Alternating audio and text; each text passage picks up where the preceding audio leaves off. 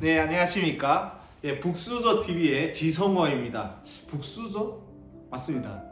금수저? 아니죠. 흑수저? 그것도 아니라고 생각했습니다. 왜냐하면 제가 이제 탈북해서 2006년도에 와서 이제 쭉 생활하면서 보니까 금수저도 아니고 그렇다고 해서 흑수저도 아니고 그러면 나는 북수저인가? 뭐 이런 생각을 했던 적도 있었어요.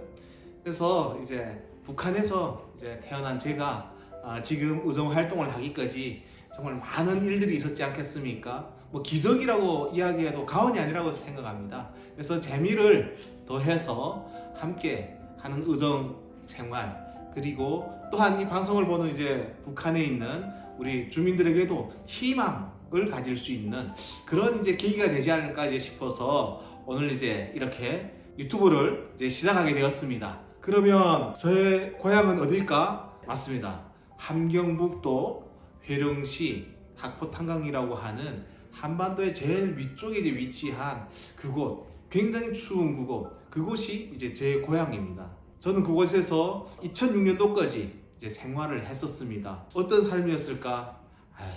북한은 사람 살 곳이 못 됩니다.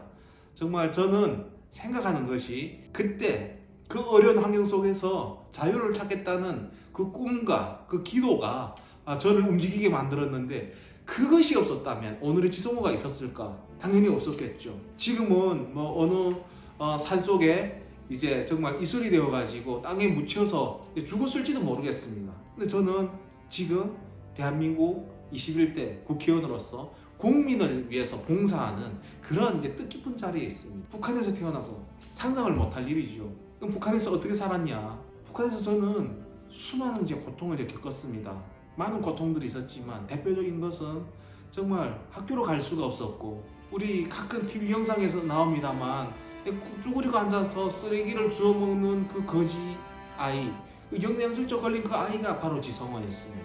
거짓말인가? 아닙니다. 사실입니다. 그것이 저희 10대였습니다.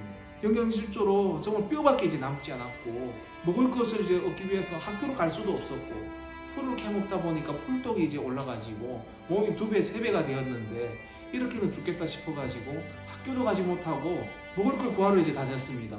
10대 이제 그 가장과 같은 그런 역할을 하는데, 왜 우리 집에는 가장이 있으면도 우리 아버지가 가장임에도 불구하고 제가 그 일을 해야 했을까요? 이런 것에 대한 대가를 주지 않은 곳이 북한입니다. 1990년대 중반으로부터 시작해서 지금까지도 마찬가지입니다. 일을 안 나갈 수 있는 자유도 있지 않겠습니까? 없습니다. 북한에는 끌려가가지고 강제 노역을 해야 되고, 그래서 아버지는 월급도 정말 배급도 못 받아오면서 일을 해야 되고, 그래서 제가 달리는 화물열차에 영양실조 걸린 몸으로 60도 화물열차 높이 이제 기어 올라가지고 석탄을 훔치는데, 그것도 잡히면 구인들에게 매맞고 쫓겨내리고 이렇게 하는 것이 반복된 상황이었는데, 1996년 3월 7일 그 과정을 이제 더는 이제 이겨내지 못하고 저는 달린 화물열차에서 정신을 잃고 맙니다. 열차에서 떨어졌어요. 그 두 줄기 절길 내로가 있지 않겠습니까? 제가 이제 눈을 떴을 때 한쪽 다리가 그 위에 놓여져 있었습니다. 절단이 되었죠. 피가 이제 쏟아져 나오고 그 막 온몸이 막 이제 그 고통이 막 떨리고 막 어떻게 표현을 못하는 상황으로 그 피를 이제 막으려고 보니까 손도 이제 잘려서 손도 없습니다. 14살인데 상상해 보십시오. 날씨 너무 춥습니다. 영하의 날씨여서 그 잘린 다리로는 막 차가운 냉기가 찢어지는 듯한, 사람들은 저를 다 버리고 갔지만 여동생이 그것을 보고 병원으로 갔습니다만 병원에서 이제 마취도 없어요. 수혈할 피도 없습니다. 항생제도 없습니다.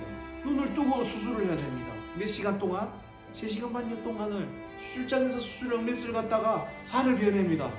그 썩썩 고기를 살을 이제 베어내는 그 떨림이 너무 그 고통스러운 겁니다. 톱으로 뼈를 이제 썹니다. 그 소리가 지금도 이제 악몽처럼 떠오르요. 그 떨림이, 그 고통이 지금도 생생합니다.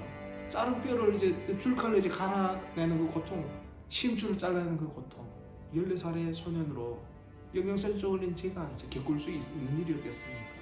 정말 따뜻한 대한민국도 있고 불빛이 하나고 정말 어린아이들이 어린이답게 보호를 받는 곳도 있었지만, 저는 그렇게 국가로부터 당할 수밖에 없는 상황에 팔다리를 잃고 그 항생제가 없어가지고 다리가 썩어나는데, 그 썩은 악취가 다 죽는다고 하는데 살아남아가지고 북한을 이제 탈출했습니다. 10년 동안 다리 없이 살았어요. 손이 없이 살았습니다. 탈북, 뚜만강, 건너서 라오스, 미얀마, 태국, 한국 그전 그 1만 킬로 과정을 팔다리 없이 이동해야 됐던 것이 저 삶이었고 그 기적과 같은 일을 해냈습니다.